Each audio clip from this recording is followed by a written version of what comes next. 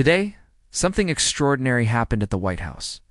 First Lady Melania Trump, one of the most private, rarely speaking figures in American political life, walked to a podium and delivered a direct, on-camera statement about one of the most controversial cases in recent American history, the Jeffrey Epstein files.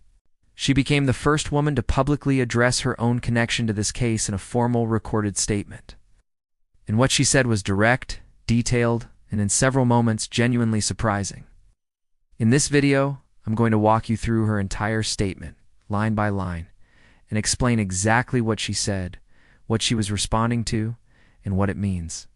No spin, no agenda, just the facts. Before we get into what she said, let's understand why this statement happened today. Over the past year, the U.S. Department of Justice released millions of pages of documents under the Epstein Files Transparency Act, a law requiring the government to open its records on the late financier Jeffrey Epstein. Epstein was a convicted sex offender who used his connections to the rich and powerful to recruit victims and cover up his crimes. He died in a Manhattan jail cell in 2019 while awaiting trial. Among the documents released was a 2002 email with the sender's address blacked out, signed Love. Melania sent to Epstein's associate Ghislaine Maxwell. That email became the subject of intense media speculation. And according to her senior advisor, as of today, enough was enough. The lies she said had to stop. Her core denials word for word she opened with this line, and I want you to hear the exact words she used. The lies linking me with the disgraceful Jeffrey Epstein need to end today. The individuals lying about me are devoid of ethical standards, humility, and respect. Strong opening. She's not being subtle. She then addressed the question of whether they were friends. I have never been friends with Epstein. Donald and I were invited to the same parties as Epstein from time to time, since overlapping in social circles is common in New York City and Palm Beach. This is an important distinction. She's not denying being at the same events. She's specifically denying a personal friendship or relationship. She also made clear, I am not Epstein's victim. Epstein did not introduce me to Donald Trump. That last line is significant. There had been widespread speculation, including a report in the Daily Beast citing FBI interview transcripts that Melania met Trump through Epstein. She flatly denies that. According to her in her memoir, she met Donald Trump by chance at a party in New York City in 1998. She says she didn't cross paths with Epstein until the year 2000, at an event she and Trump attended together. The Maxwell email, what she said about it. Now let's talk about the email, because this was the specific piece of evidence that triggered the most scrutiny. A document released by the Justice Department was a brief 2002 email beginning Dear G and ending Love Melania.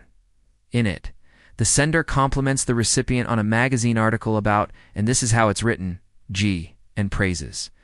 A photo of the recipient. It closes with, give me a call when you are back in NY. The sender and recipient email addresses were both redacted in the public document. Melania's statement today directly addressed this email. My email reply to Maxwell cannot be categorized as anything more than casual correspondence. My polite reply to her email doesn't amount to anything more than a trivial note. So she is acknowledging the email exists and that she sent it. Her argument is that a brief, polite reply to someone in her social circle does not constitute a relationship, a friendship, or any involvement with Epstein's criminal activities. She also stated clearly, I never had a relationship with Epstein or his accomplice. 5 things she has never done. Melania then listed very specifically 5 things she has never done. And I want to walk through each one because these are direct responses to specific claims that have circulated online. My name has never appeared in court documents, depositions, victim statements, or FBI interviews surrounding the Epstein matter. 2. I have never had any knowledge of Epstein's abuse of his victims. 3. I was never involved in any capacity. 4. I was not a participant. I was never on Epstein's plane. 5. I never visited his private island. These are very specific denials. She's not speaking in generalities.